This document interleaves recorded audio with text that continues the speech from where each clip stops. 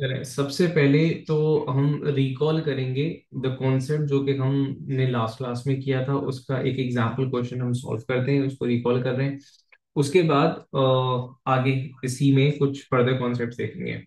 देखिए, हम लोगों ने कॉन्सेप्ट क्या रिकॉल किए थे, क्या किए थे हम लोगों ने, क्या चीज देखी थी। हम लोगों ने देखा था कि हम किसी भी मल्टीपल किसी भी ऑब्जेक्ट पे लगने वाले मल्टीपल फोर्सेस से हम रिजल्टेंट वेक्टर किस तरह निकाल रहे हैं, यूजिंग रेजोल्यूशन ऑफ वेक्टर्स। ठीक है।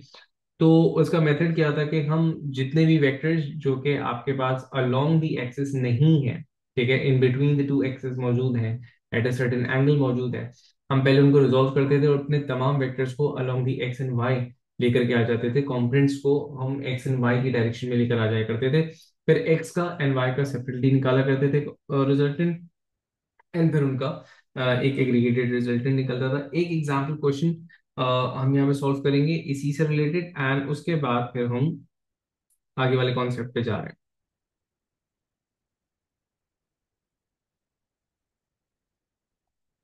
हमने कहा फॉर एग्जाम्पल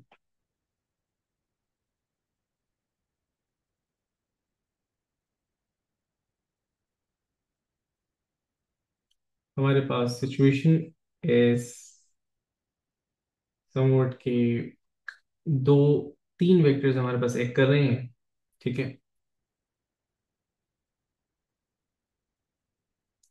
अ वेक्टर कुछ इस डायरेक्शन में, इसका मैग्नीट्यूड इज 30 न्यूटन्स, और इसका angle is from the horizontal 20 degrees. ठीक है। इसी तरह एक वेक्टर हमें बताया जाता है कि वो एक्स एक्सिस के अलोंग, नेगेटिव एक्स एक्सिस के अलोंग एक्ट कर रहा है। ठीक है। And the magnitude is 40 degrees, 40 Newton's. And the third vector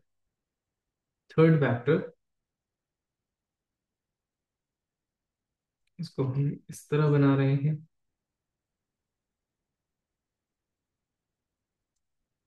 the magnitude is 20 Newton's. ठीक है।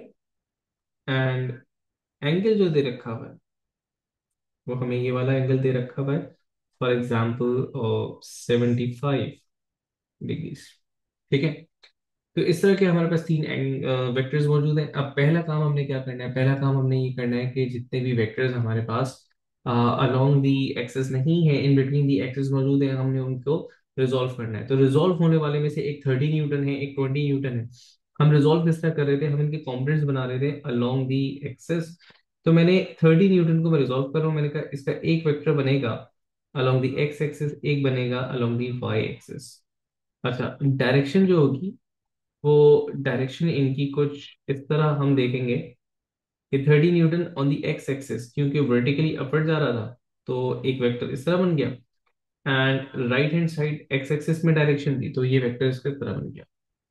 इसके जो कॉम्पोनेंट्स, इसके जो मैग्नीट्यूड है, साथ ही साथ लिख देते हैं। इसका वर्टिकल कॉम्पोनेंट हो जाएगा 30, क्योंकि एंगल के बिल्कुल सामने वाला कॉम्पोनेंट है sin 20, और 30 cos 20, ये बिल्कुल एंगल के साथ वाला कंपोनेंट है। फिर मैंने कहा दो कंपोनेंट्स बन रहे थे आपके पास ऑफ द 20 न्यूटन वाला वेक्टर।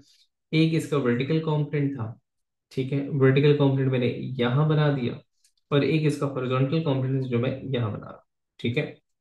अच्छा, डायरेक्शन फिर इसी तरह मैंने कहा डिसाइड करेंगे कि वर्टिकली डाउनवर्ड जा रहा था तो इसका कंपोनेंट डाउनवर्ड है, हॉरिजॉन्टली ये राइट हैंड साइड के ऊपर ये। इसके कंपोनेंट की मैग्नीट्यूड्स क्या है, वर्टिकल कंपोनेंट जो होगा ना वो हो जाएगा इसका 20। वर्टिकल कंपोनेंट इसका बन रहा था हमारे पास 20 sin 75, and horizontal component would be 20 cos 75। Components में ब्रेक कर चुका हूं। अब देखो मेरे पास वेक्टर कंसीडर करने वाले कौन कौन से हैं। एक मेरे पास वेक्टर है ये वाला, एक ये है, ये है, और ये है। मैंने इनको हाईलाइट क्यों किया, बिकॉज यही वो वेक्टर्स हैं जो कि परफेक्टली हॉरिजॉन्टली और परफेक्टली वर्टिकल हैं। ठीक है। ये जो 30 न्यूटन वाला ऑल टुगेदर था या 20 न्यूटन वाला था, क्योंकि इसमें कंपोनेंट में ब्रेक कर ही चुका हूँ, तो मुझे इसकी जरूरत है नहीं है। सही है। अच्छा, अब करना क्या है, अब आपने एक्स को एंड वाई को अलग से सॉल्व करना है। तो मैं रिजल्टेंट एट एक्स निकाल रहा था। किस तरह निकाल रहे थे हम? मैंने कहा था पॉजिटिव से स्टार्ट करने की आदत रखें। आपके पास एक ये है एक्स पे, एक ये है एक्स पे, और एक ये है एक्स पे। पॉजिटिव सब माइनस दी नेगेटिव वाली जितनी भी वैल्यूज थी आपके पास। तो पॉजिटिव में आपके पास एक ही है 30, नहीं बल्कि दो है हमारे पास। 30 कॉस 20 को अगर मैं देखूं, ठीक है, ये मैं यहाँ पे मैंने गलत मार्क कर दिया था इसको, एक्चुअली ये वाला वेक्टर है। और जो आपके पास 20 cos 75, ये दोनों पॉजिटिव एक्सेस पे, पॉजिटिव एक्स एक्सेस पे एक्ट कर रहे थे, अपोज्ड बाय अ 40 न्यूटन का फोर्स। ठीक है, यहां से मुझे इसका रिजल्टेंट मिलेगा। और रिजल्टेंट ऑफ y अगर मैं निकाल रहा हूं तो मेरे पास y में दो ही वेक्टर्स हैं। ठीक है, एक ये है y का वेक्टर, एक ये है y का वेक्टर, और दो, अच्छा, जो 30 sin 20 है वो वर्टिकली अपवर्ड एक्ट कर रहा था, तो मैंने कहा 30 sin 20, एंड जो आपके पास 20 sin 75 है वो डाउनवर्ड एक्ट कर रहा था, तो आपने इसको 20 sin 75 सब्ट्रैक्ट कर दिया इसमें। रिजल्टेंट की वैल्यूज आप निकालेंगे, पहले आर एक्स और आर वाई की। तो आर एक्स और आर वाई को आप मेरे साथ साथ सॉल्व कीजिएगा। कैलकुलेटर्स आप अपने हाथ में रखा करें। तो मैंने कहा 30 cos 20 plus 20 cos 75 opposed by 40 newton वाला एक फोर्स। तो मेरे पास जो रिजल्टेंट वैल्यू आ रही है वाई एक्स एक्सिस की सिर्फ, वो आ रही है -6.6 न्यूटन्स। ठीक है, और वाई एक्सिस को अगर मैं सॉल्व कर रहा हूँ, आई होप आपकी भी यही वैल्यू आई होगी।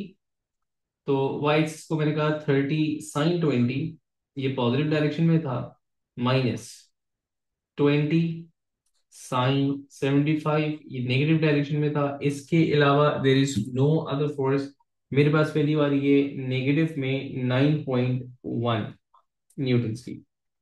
ये मेरे पास रिजल्टेंट के कंपोनेंट्स हैं। अच्छा, दोनों ही कंपोनेंट्स अगर आप देखो तो वो नेगेटिव एक्सिस पे, नेगेटिव एक्सिस पे होने से बनाती ये है कि हॉरिजॉन्टल जो है वो मेरा कुछ इस तरह जा रहा था, और वर्टिकल हमारा कुछ ऐसे 9 पॉइंट समथिंग। तो अगर मैं इनको हेड टू टेल अलाइन कर दूं तो हेड टू टेल वो इस तरह अलाइन हो रहे हैं। अब मैं अगर रिजल्टेंट वेक्टर की डायरेक्शन का अंदाजा लगाऊं तो रिजल्टेंट वेक्टर जो इनका एक्ट कर रहा है, वो फर्स्ट की टेल एंड लास्ट का हेड ज्वाइन कर देना है। टेल टू हेड इसकी डायरेक्शन थी, ये रिजल्टेंट वेक्टर है। अब जो मैं एंगल निकालूंगा यहाँ पे वो ये वाला एंगल होगा।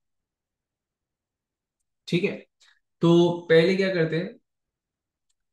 अच्छा, आपका 9 -9.3 आ रहा है। मैं अपनी कैलकुलेशन को एक दफा देख लूं, हो सकता है मैंने कोई गड़बड़ की हो। 30 cos 20 प्लस 20 cos 75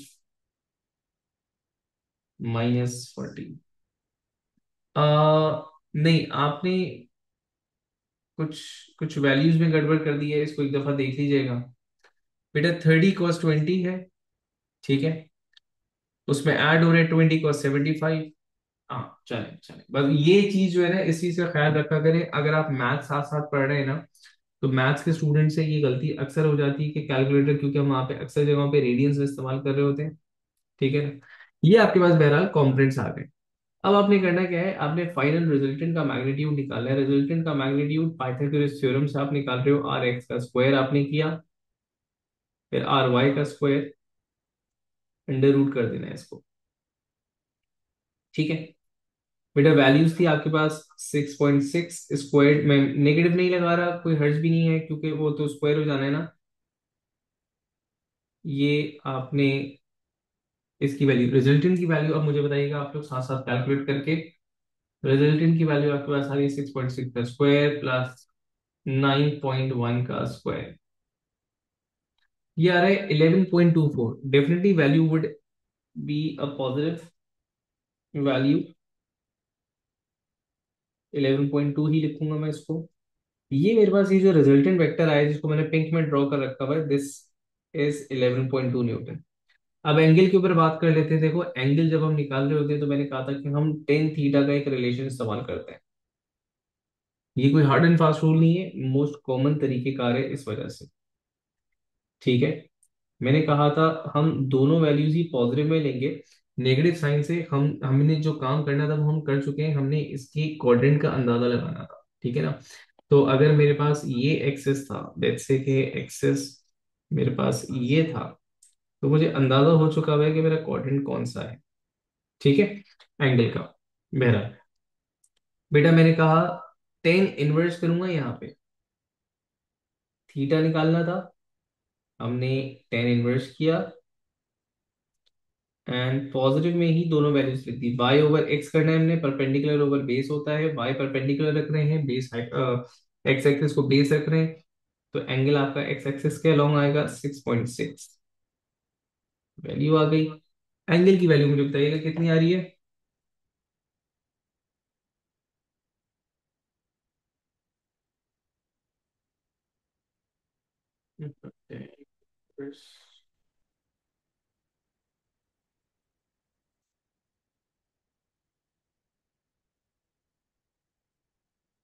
बच्चों मेरे पास जो एंगल आ रहा है एग्जैक्टली 54 ही आ रहा है, तो मैंने कहा 54.0 है, दिस इज द। तो जो रिजल्टेंट वेक्टर है ना एक्चुअली आपके पास वो कुछ यहाँ मौजूद है। 54 का एंगल है, 11.2 का समथिंग का इसका मैग्नीट्यूड है, रिजल्टेंट मैग्नीट्यूड, रिजल्टेंट वेक्टर अगर मैं बना रहा हूँ तो वो यहाँ पे कुछ एक्ट कर रहा है। ठीक है, और मैग्नीट्यूड उसका 11 पॉइंट समथिंग का, थोड़ा सा छोटा मैग्नीट्यूड हमने बना दिया। ये है इन तीनों का रिजल्टेंट यहाँ पर एक्ट कर रहा है। ठीक है, तो ये चीज हमने देखी थी लास्ट क्लास में। अब इसी को फर्दर थोड़ा सा इसमें कुछ मल्टीपल मजेदार से केसेस देखने आ जाओ। ठीक है, पहला केस जो मैं देख रहा हूँ दिखा हम लोग को कर रहे हैं यहाँ पे, वो ये है, एग्जांपल्स ये है इसकी। क्या ऐसा मुमकिन है कि कोई एक कंपोनेंट बैलेंस आउट हो जाए और दूसरे कंपोनेंट का रिजल्टेंट निकल के आ रहा हो। ठीक है, एग्जांपल मैंने कहा कि दो फोर्सेस मेरे पास एक्ट कर रही थी किसी भी एक ऑब्जेक्ट पे। ठीक है, सिचुएशन देख लेते हैं ना, ऐसी सिचुएशन बना लेते हैं हाइपोथेटिकल। लेट्स से कि मैंने कहा कि एक बो जो होता है वो बो एंड एरो वाली चीज है। ठीक है, उस बो एंड एरो पे अ, एक स्ट्रिंग है। ठीक है ना, स्ट्रेचेबल स्ट्रिंग है। उस स्ट्रिंग पे नोट लाइक दिस, ये मैंने इसका बो बना दिया। ठीक है, मैंने कहा ऐसे एक फोर्स लग रही थी। अच्छा, इसमें एरो बनाना है अभी हमने, और यहाँ पे मैंने इसका एक एरो लगा दिया। ठीक है ना, ये एक बेहतरीन सा एरो आपके पास है। मैं डायग्राम से इसलिए बना रहा हूँ पिक्चर, ताकि आपको पिक्चर से वेक्टर्स निकालने आ जाए। ठीक है, अब देखो ये आपके पास सिचुएशन थी, थोड़ा सा इस पे इसकी डेकोरेशन कर लेते हैं। छोड़ दें, डेकोरेशन खराब हो रही है। बहरहाल ये आपके पास एक बो एंड एरो सिस्टम है। ठीक है ना। अब इसकी वर्किंग किस तरह हो रही है जरा गौर से देखिएगा। आपने जब इसको स्ट्रेच किया था पीछे, ठीक है, तो इसकी जो स्ट्रिंग थी उसके अंदर आ गए थे जनाब टेंशन। एक बात ये कि जितना टेंशन एक साइड पर होगा, ऑलमोस्ट ऑलमोस्ट क्या एग्जैक्टली उतना ही टेंशन इधर होगा। मैंने कहा टी, अगर टेंशन टी इधर था तो टेंशन टी इधर भी होना चाहिए। ठीक है। अच्छा, इनिशियली इनिशियली इनिशियली आपके पास ये जो जो स्ट्रिंग है वो इस सिचुएशन में मौजूद थी इनिशियली यहाँ पर। अब ये यहाँ पर मौजूद नहीं है। ठीक है, तो मैंने कहा अब एक टेंशन फोर्स आ चुकी हुई है यहाँ पे, और इसके अंदर एक एंगल बन चुका है। एंगल बनेगा ऑन बोथ साइड। एक एंगल ये बन गया। ठीक है, एक एंगल ये बन गया।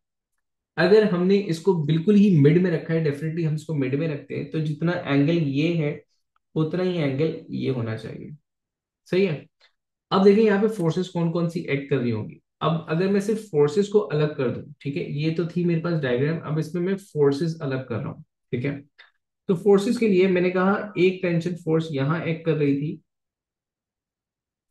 ठीक है, एक टेंशन फोर्स यहां एक्ट कर रही थी। आई होप मैंने इसको बैलेंस्ड बनाया हो, मैंने इसको 4 बॉक्सेस में बनाया और इसको 5 बॉक्सेस में बना दिया, बैलेंस नहीं है तो मैं इसको बैलेंस कर देता हूँ, ठीक है ना। अब देखें, ऐसा है कि ये जो टेंशन फोर्सेस थी ये दोनों की डायरेक्शन कुछ इस तरफ है,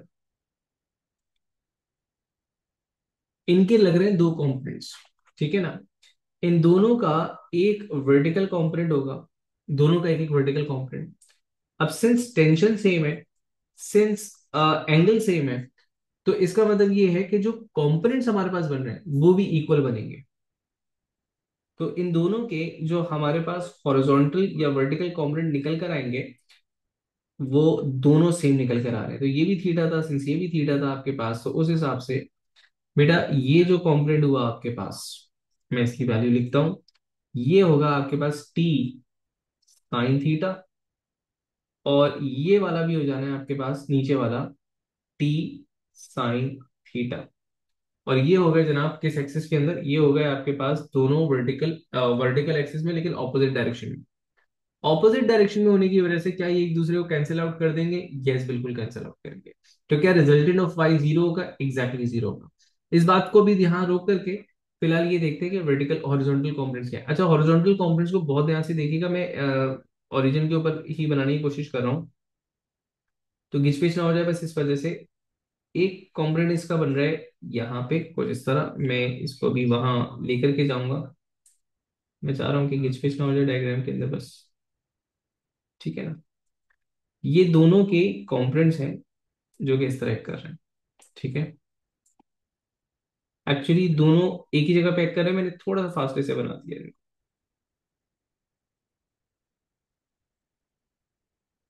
चलिए, तो ये अलग नहीं बना, तो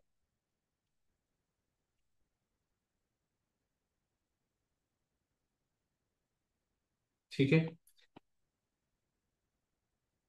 ये दोनों यहाँ पर कर रहे हैं। अच्छा, दोनों का ही मैग्नीट्यूड आपके पास क्या होगा? देखो, ये भी आपके पास टी कॉस थीटा है और ये भी आपके पास टी कॉस थीटा। तो अब देखो सिचुएशन क्या बन गई है आपके पास, आपने जो इसके रिजल्टेंट्स बनाए थे उसके हिसाब से अगर मैं आर वाई को रिजोल्व करूं, तो आर वाई में देखो एक है टी साइन थीटा, ठीक है, और एक है माइनस टी साइन थीटा, ठीक है। मतलब एक इस वाली टेंशन का एक कॉम्पोनेंट ये रहा, एक इस वाली टेंशन का कॉम्पोनेंट ये रहा, तो दोनों ने एक दूसरे को क्या कर दिया? कैंसिल आउट कर दिया। तो आपके पास resultant at x, resultant at y zero हो जाता है, एंड रिजल्टेंट एट एक्स आपके पास क्या होगा? मैंने कहा T cos theta plus T cos theta, तो ये सिंपली हो जाएगा 2t कॉस थीटा। बेटा अगर आप फाइनल रिजल्टेंट की बात करो तो फाइनल रिजल्टेंट भी आपके पास 2t कॉस थीटा ही है, क्योंकि y कॉम्पोनेंट तो आपके पास जीरो था ना। तो आप पाइथागोरस थ्योरम में लगाओगे इसको, पाइथागोरस थ्योरम में लगाने के बाद भी आंसर आपके पास यही आने वाला है। आप इसमें एंगल निकालने की कोशिश करोगे, एंगल इसका कुछ निकलेगा नहीं, क्योंकि ये अलोंग दी एक्स एक्सिस है। तो बिल्कुल ऐसा पॉसिबल है कि दो तीन फोर्सेस लग रही हों और उनका जो है रिजल्टेंट कंपोनेंट जो है वो सिर्फ along on a single axis आ जाए। तो मैं इसको इस तरह कह सकता हूं कि जनाब सिर्फ और सिर्फ वाई कंपोनेंट जो था, सिर्फ वाई कंपोनेंट जो है वो इक्विलिब्रियम में। अब मुझे ऐसा कहना तो नहीं चाहिए, लेकिन समझाने की गर्ज से कह रहा हूँ, क्योंकि इक्विलिब्रियम के लिए हम बोलते हैं जनाब कंप्लीट जो है ना हमारे पास फोर्सेस जीरो हो सकती हैं, ठीक है। अच्छा, जिस तरह मैंने कहा कि जनाब मेरे पास ये वर्टिकल कंपोनेंट बैलेंस आउट हो गए थे और सिर्फ हॉरिजॉन्टल कंपोनेंट था, तो क्या ऐसा मुमकिन है कि ये काम मेरे पास हॉरिजॉन्टल में भी हो रहा? बिल्कुल हॉरिजॉन्टल में भी हो सकता है। कैसे हो सकता है कि अगर आप इसी बो की एग्जांपल ले लें, आप उसको वर्टिकली थ्रो कर रहे होते हैं, तो इन दैट केस आपके पास हॉरिजॉन्टल कंपोनेंट जो है वो ये दोनों जो है वो हॉरिजॉन्टल कंपोनेंट हो जाते हुए एक दूसरे को कैंसिल आउट करते थे। अगर ये कहीं इन बिटवीन नहीं होता, ये कुछ यहाँ रखा हुआ होता, ठीक है, तो डेफिनेटली आपके पास क्या होता, जो रिजल्टेंट जो टेंशन बन रही होती वो स्लाइटली डिफरेंट होती, एंगल्स जो होते हैं वो स्लाइटली डिफरेंट होते हैं, जिसकी वजह से कंपोनेंट जो है वो स्लाइटली डिफरेंट होते हैं। मुमकिन है कि आपके पास ही कंप्लीटली कैंसिल आउट नहीं कर रहे होते एक दूसरे को। अगर कंप्लीटली कैंसिल आउट नहीं कर रहे होते तो रिजल्टेंट डायरेक्शन आपके पास जो है वो क्या थे, परफेक्टली हॉरिजॉन्टल नहीं होती। तो आपका एरो बजाय कि वो स्ट्रेट जाता, आपका एरो कुछ यहाँ ऐसे निकल जाता। ठीक है। So this is the importance of components and cancelling out of components. अगर आपको कुछ तीर वीर फेंकना है तो आप उसको स्ट्रेट डायरेक्शन में रखेंगे। आई बस समझ में। अब इसी से रिलेटेड एक क्वेश्चन है, एक वर्कशीट मैंने आप लोगों के साथ शेयर की थी, मैं उसका एक क्वेश्चन आपको दिखाना चाह रहा हूँ, ठीक है ना। तो एग्जैक्टली इसी कॉम्पोनेंट, इसी कॉन्सेप्ट का एक से दो क्वेश्चंस हैं हमारे पास। तो वहां से हम स्टार्ट करेंगे। जैसे देखें, अच्छा ये तो थोड़ा सा अपर लेवल हो जाएगा, पहले ही सवाल तगड़ा हो जाएगा। चलिए, इसको देख लेते हैं। यहाँ पे सवाल को देखिएगा। उस सवाल में आपसे कहता है 1.2 kg mass is supported by person hand and 2 Newton meters। ठीक है। अच्छा, उसने कहा था कि एक न्यूटन मीटर, 2 Newton मीटर ऐसे हैंग हुए हुए हैं और एक मास है जो कि 12 न्यूटन का है, जो कि उसने अभी सपोर्ट कर रखा हुआ है, तो ये मूव नहीं कर रहा है इस वक्त। उसने बोला जैसे ही इसको सपोर्ट, इसको ये सपोर्ट हटा देता है तो वो इनिशियली डाउनवर्ड जाता है। ठीक है ना, डाउनवर्ड जाएगा। तो मुझे बताइए कि उसकी एक्सेलरेशन क्या होगी। अच्छा, अब डाउनवर्ड जा रहा है, डाउनवर्ड से मुराद ये है कि वर्टिकल मोशन परफॉर्म कर रहा है, तो मैं यहाँ पे ये अज्यूम करूंगा कि जनाब इसके जो हॉरिजॉन्टल कंपोनेंट्स हैं वो इक्वल होंगे और एक दूसरे को कैंसिल आउट कर रहे होंगे। अगर वो एक एक दूसरे को कैंसिल आउट नहीं कर रहे होते तो रिजल्टेंट एक्स डायरेक्शन में भी कुछ ना कुछ होता और ये परफेक्टली नीचे नहीं जाता, या तो ये इधर निकल जाता है या तो ये इधर निकल जाता। ठीक है। तो ये जो पिक्चर मेरे पास मौजूद है, सबसे पहले तो हम इसकी डायरेक्शंस, इसकी सॉरी इसकी जो वेक्टर डायग्राम है पहले उसको अलग कर लेते हैं। मैंने कहा कि एक्सेस मैंने यहाँ बना दिया रेफरेंस के तौर पे। ठीक है। अच्छा, अब angles and reading on the meters देखते जाना। देखो, ये आपके पास 4 न्यूटन का एक फोर्स है। ठीक है। और इसका जो एंगल आपके पास बन रहा है दैट इज 37। सही है। सिमिलरली जो ऑन दी अदर साइड है, बेटा 53 का एक एंगल है आपके पास, स्लाइटली लार्जर, और इसका मैग्नीट्यूड इससे थोड़ा सा कम है, इसका मैग्नीट्यूड आपके पास 3 न्यूटन है। ठीक है। ये रीडिंग्स हमें मिली फ्रॉम दी न्यूटन मीटर, तो ये हो जाएगा 53। अब इसके कंपोनेंट्स किस तरह एक्ट कर रहे हैं। देखो, इन दोनों का एक हॉरिजॉन्टल कंपोनेंट होगा, इसका इधर एक्ट कर रहा है, इसका on the negative axis act कर रहा है। ठीक है। वैल्यूज है, इसकी है 3 साइन, क्योंकि एंगल मुझे वर्टिकल से गिवन है, तो 3 साइन 53, और ये हो जाएगा 4 साइन 37। मैं इसको सॉल्व करके भी देख लूंगा तो दोनों बराबर आएंगे, लेकिन जब वो वाजे तौर पे बोल रहा है कि ये वर्टिकली डाउनवर्ड जा रहा है, तो मेरे लिए ये बात एक काफी इधर इशारा होना चाहिए कि मैं इसको सॉल्व करके अपना टाइम वेस्ट नहीं करूं, मुझे वर्टिकली सॉल्व करना है। ठीक है। तो दूसरी जो फोर्सेस हैं जो एक्ट कर रही हैं वर्टिकली, इन दोनों का वर्टिकल कंपोनेंट, एक आपके पास जो 4 न्यूटन वाली फोर्स है इसका वर्टिकल कंपोनेंट, ठीक है, और ये जो 3 न्यूटन वाली फोर्स है इसका वर्टिकल कंपोनेंट, ये दोनों एक्ट कर। अच्छा, अब ऐसा है कि ये ऑब्जेक्ट जाएगा डाउनवर्ड, और डाउनवर्ड जो फोर्स लग रही है दैट इज 12 न्यूटन। तो अब इस पे थोड़ा सा मोशन लग रहा है यहाँ पे। मोशन किस तरह का है कि ये जो ऑब्जेक्ट एक्चुअली ट्रैवल कर रहा है वो ट्रैवल कर रहा है 4 न्यूटन, 12 न्यूटन उसका जो वेट है उसकी वजह से ये डाउनवर्ड मूव कर रहा है। And it is opposed by, ये अपोज किया जा रहा है फ्रॉम दी अपवर्ड फोर्सेस। तो ये जो दोनों फोर्सेस हैं आपके पास, एक फोर्स जो कि आपके पास 4 4 cos 37 है, और दूसरी वाली जो फोर्स है आपके पास ये हो जाएगी 3 cos 53। ये दोनों मिल करके इसको अपोज कर रहे हैं and it moves with the resultant force. अच्छा, रिजल्टेंट फोर्स का कॉन्सेप्ट हम लोगों ने डेफिनेटली डायनेमिक्स का हिस्सा है, हम लोगों ने नहीं पढ़ा हुआ है, यहाँ भी नहीं पढ़ा हुआ है, लेकिन थोड़ा बहुत उसका कॉन्सेप्ट ओ लेवल से आपको पता होगा कि if an object is accelerating in any direction, ठीक है, तो एक होगी ड्राइविंग फोर्स जो कि इसको नीचे अपनी डायरेक्शन में लेके जा रही है, और एक होगी अपोजिंग फोर्स, लेट से मैंने उसको स्मॉल एफ से कह दिया, जिसकी वजह से ये एक्सेलरेट कर रहा होगा।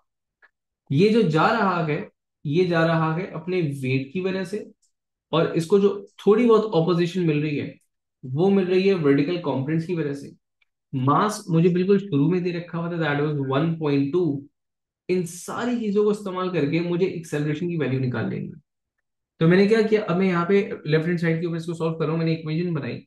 मैंने कहा कि ऑब्जेक्ट मूव्स विद, मतलब it's being pulled downwards by 12 newton force and being opposed by minus, opposing force कौन कौन सी है आपके पास, 4 cos 37 प्लस 3 cos 53, ये दोनों जो है इसको अपोज कर रहे हैं।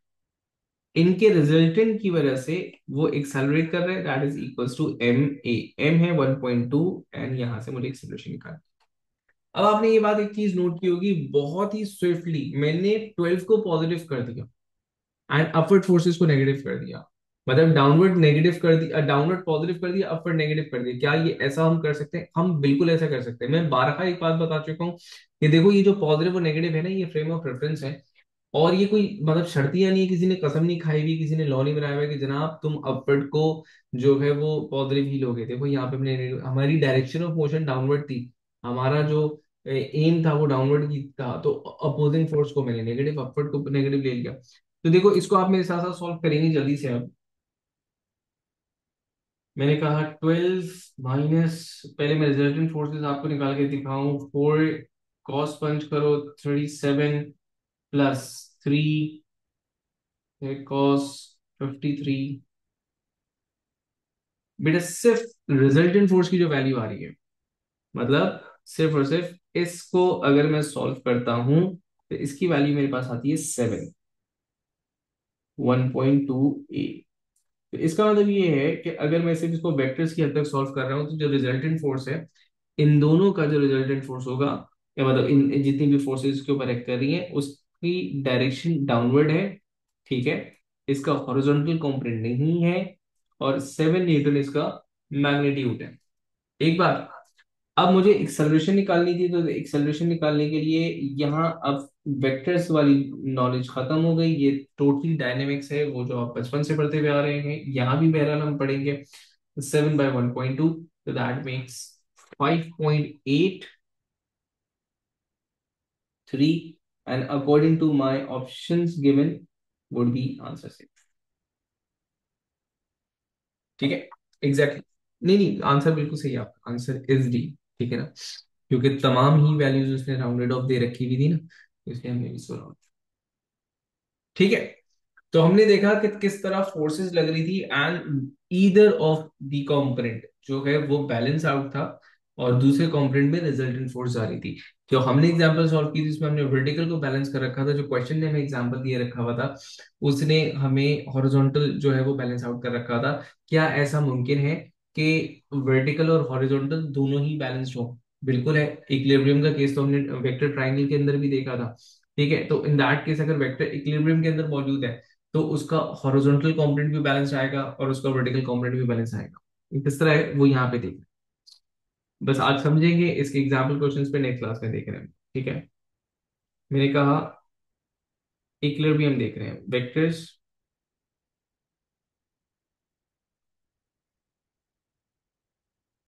इन इक्विलिब्रियम।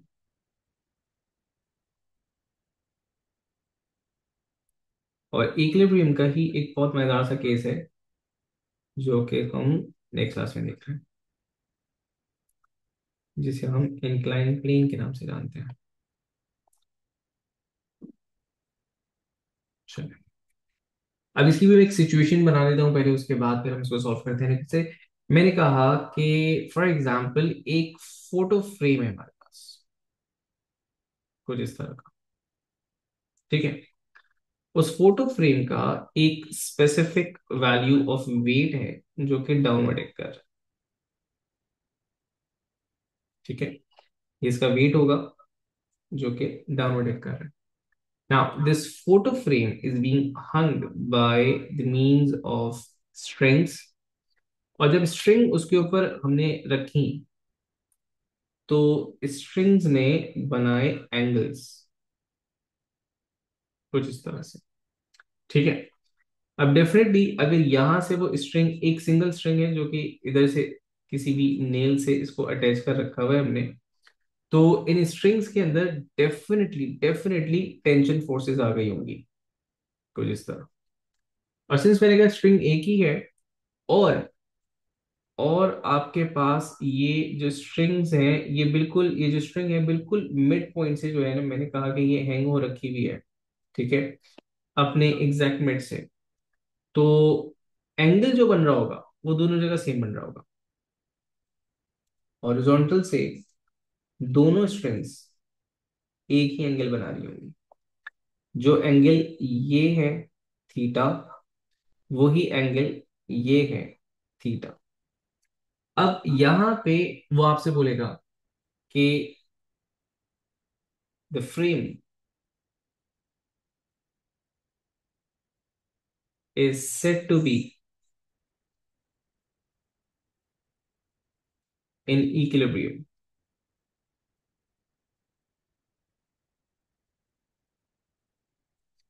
इसका इक्विलिब्रियम में कह देने से क्या मुराद है?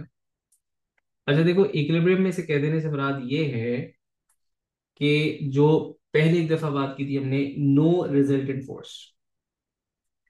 अब वो रिजल्टेंट फोर्स वहां देखी थी, इसका यहाँ पे क्या मुराद है? इसका यहाँ पे मुराद ये है कि sum of all forces in x direction would be equals to zero, sum of all forces in the y direction would be equals to zero. Resultant in x भी जीरो आएगा। आप यूं भी कह सकते हो upward x positive x negative x के बराबर होगा, ठीक है ना। आप इसको इस तरह भी कह सकते हो कि पॉजिटिव डायरेक्शन की जितनी भी resultant values x direction x की वैल्यूज थी वो नेगेटिव एक्स के बराबर है। आप ये भी कह सकते हो वाई के लिए सिमिलर कि जनाब पॉजिटिव वाई तमाम का तमाम नेगेटिव वाई के बराबर है, ठीक है। आप बोलो रिजल्टेंट जीरो है, आप बोलो सम जीरो है, आप बोलो कैंसिल आउट कर रहे हैं, किसी भी तरह आप इसको समझो। अच्छा अब ये तो हो गई थी पिक्चर हमारे पास ना, अब इसे थोड़ा सा मैं वेक्टर डायग्राम के अंदर तब्दील कर दूं। देखो वेक्टर डायग्राम के अंदर मैं तब्दील कर रहा हूँ कुछ इस तरह। मैंने थोड़ा सा स्पीड अब बढ़ा रहे हैं, वेट डाउनवर्ड एक कर रहे हैं बच्चों इधर, ठीक है। एक टेंशन फोर्स यहाँ एक करी, ये मैंने वेक्टर फ्री वेक्टर डायग्राम बनाया है, ठीक है। तो you know how it works, ठीक है। देखो जरा गौर से समझना कि एकदम ये किस तरह का शेप आ गया। देखो वेट ये रहा, वेट यहां बना दिया मैंने, ठीक है। तो ये हो गया आपका वेट, ठीक है।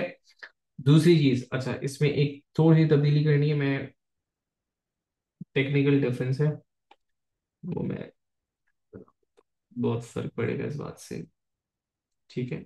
ये अच्छा, एक तो ये हो गया।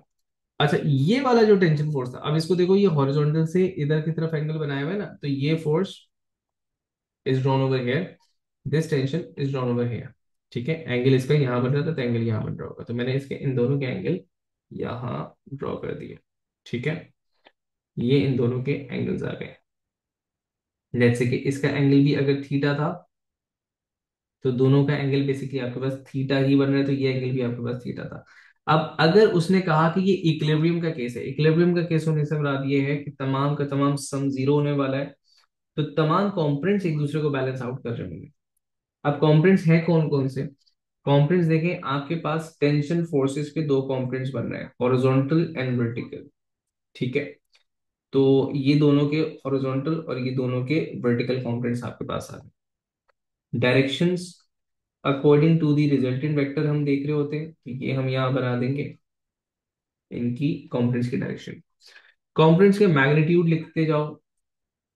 टी राइट हैंड साइड वाले से स्टार्ट कर रहा हूँ, T sine theta, T cos theta, and again T cos theta and T sine theta. Angle same है, मैग्नीट्यूड सेम है टेंशन का, तो डेफिनेटली कंपोनेंट्स भी सेम होंगे। तो मतलब this cos theta is equal to this cos theta, cancel out कर देगा। This T sine theta is equal to this T sine theta, cancel out नहीं करेगा, एड अप हो रहा है, दोनों वर्टिकली पॉजिटिव में है। ये दोनों मिल करके इसको कैंसिल आउट कर रहे हो, ठीक है। तो मैंने कहा मैं आर वाई को सॉल्व कर रहा हूँ, सॉरी आर एक्स को पहले सॉल्व कर लेते हैं, उसने उसमें कुछ बचा ही नहीं है। अच्छा, आर एक्स क्या होगा आपके पास, T cos theta minus T cos theta, no resultant. ठीक है। और वाई को सॉल्व करो बेटा, T sine theta plus T sine theta. क्या मैं इसको two two two T sine theta लिख दूं? मतलब मैंने कहा दिस प्लस दिस, दोनों ही वर्टिकली अपर अटैक कर रहे थे। ना they are being opposed by weight जो कि जीरो है। अब देखिए मैं इसको किस तरह लिखूंगा। मैंने कहा two T sine theta minus W is equals to zero. तो मैं ये लिख सकता हूं कि टेंशन का साइन कंपोनेंट ईच थ्रेड मतलब ईच साइड पे मिल करके वेट को बैलेंस कर रखा है। ये फ्रेम कब तक हैंग किया हुआ है? ये फ्रेम उस वक्त तक हैंग किया हुआ है जब टेंशन की वैल्यू इतनी है या फिर एंगल की वैल्यू इस सफिशिएंट वैल्यू पर है कि ये पूरा प्रोडक्ट डब्ल्यू के बराबर है। अगर आपके पास this component isn't sufficient enough to balance W तो फ्रेम टूट के गिर जाएगा, मतलब धागा टूटेगा, फ्रेम गिर जाएगा आपके पास। इस वक्त ये आपके पास टोटली इक्विलिब्रियम का केस, जहां पे फोर्सेस बैलेंस है आपके पास। मुझे बताइएगा ये वाली चीज आपको क्लियर हुई?